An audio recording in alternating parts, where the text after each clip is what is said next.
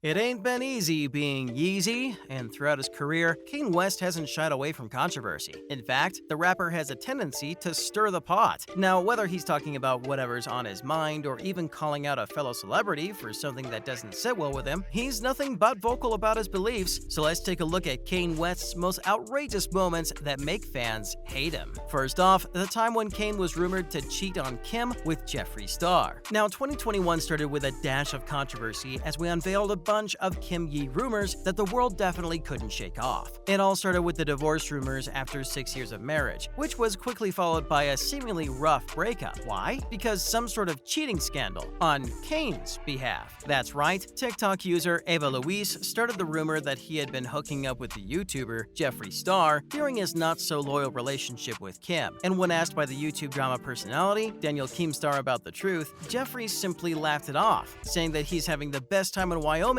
and Daniel should come visit sometime. Weird? Definitely. In fact, more so because of that time, Kanye had been staying in Wyoming for the past few months. And of course, it didn't help when Jeffree deleted a tweet from 2011 replying to Kanye saying, "Last night was fun, XOXO." Anyway, the shocking claims soon died down after Jeffree denied the rumors on YouTube, saying he's single and not sleeping with anyone. In fact, he added that he likes very tall men, and since he and Kanye never even hung out, the story is pretty baseless and hilarious. Now, was that a cover-up or a genuine coincidence because they were living in the same state? Guess it'll remain a mystery. Up next, Kanye even caused a stir with Yeezy lyrics. Now, ever since the split, things have been pretty rough between Kanye and his ex-wife, Kim Kardashian. And especially after finding out that Kim was dating Pete Davidson, the artist decided to go ahead and comment on their relationship with probably what seemed like the worst way to do so, a diss track titled Easy. Yep, he rapped, "God save me from that crash so that I can beat Pete Davidson's ass." And that's not all. He even threw some shade at his ex-wife's parenting skills by rapping, "I got love for nannies, but real family is better." It looks like the star isn't really a fan of having nannies watch over his 4 children, or even raise them. In fact, their divorce went down so bad that the rapper even decided to attack his ex-wife in a series of tweets, further questioning her parenting skills after she allowed their 8-year-old daughter, North, to go on TikTok. On Instagram, he wrote that since this is his first divorce, he doesn't really know what to do after seeing his daughter on TikTok against his will. And Kim didn't stand back. She replied that his comments were hurtful, with constant attacks, and that she was the main provider for their children. As expected, Kanye exploded and accused her of kidnapping Chicago after he wasn't invited to her 4th birthday. And now it's time to apologize to Billie Eilish. Alright, so if you know anything about Kanye, you'd know that it isn't the first time that he bashed a celebrity in public. In fact, it's kinda his favorite thing to do. In one of the recent feuds to take the world by storm was with none other than Billie Eilish. It turns out the rapper tried to out the singer by taking it to Instagram and asking her to apologize to Travis Scott. And you're probably wondering, why? Well, Billie Eilish stopped her Atlanta show after realizing that a fan was struggling to breathe, after which she reportedly told the crowd that she wanted to wait for people to be okay before she could keep the show going. And many saw it as a dig on Travis Scott, whose Astro World show in 2021 went on for 37 minutes, even after the event was considered a mass casualty event, leaving 10 people dead. Anyway, not only did Kanye ask her to apologize for this comment, but he also said that Travis would be joining him at Coachella, even after the fact that Travis was dropped from the festival's lineup after the Astroworld tragedy. In fact, he added that Billie should apologize to Travis and the families of the people who lost their lives in the tragedy, because no one really had any idea this was gonna happen, including Travis. Moving on, Kane's non-stop attacks on Pete Davidson. And just when you thought the easy lyrics marked the end of the Kanye versus Pete Davidson battle, the Donda artist went ahead and launched a very verbal attack on Davidson on social media. From posting a random meme on Instagram showing a Marvel-style battle between the two and captioning it, saying the internet still needs to find a decent picture of Skeet, to a bunch of other stuff, the rapper definitely doesn't hold back his rants. And to top it off, Kanye even shared screenshots of his conversation with Pete, which included that he'd never get in the way of Kane's children, to which he snapped and said that Pete wouldn't even get to meet his children. And that's still not where it ends. Kanye shared more posts calling Pete garbage and trash, and even brought late Mac Miller into the chaos, claiming that Pete once even sent Miller some pretty intimate photos of himself and Ariana Grande, who is now the ex, to stop them from getting back together. And after rants and rants and rants with words like, "You're gonna see Skeet in real life," then might as well shout out the loser and keep chanting Kim Ye forever, Kane even went on to share screenshots of texts from Kim telling him that he he was creating a pretty dangerous environment for Davidson with his actions. Now, let's jump to Kane's other attacks on Wiz Khalifa and Taylor Swift. Kane isn't any stranger to Twitter beef, and if you follow him, we're sure your timeline's always flooding with his rant tweets for days on end. And talking about his rant, one of his celebrity fights we can't forget was with Wiz Khalifa in 2016.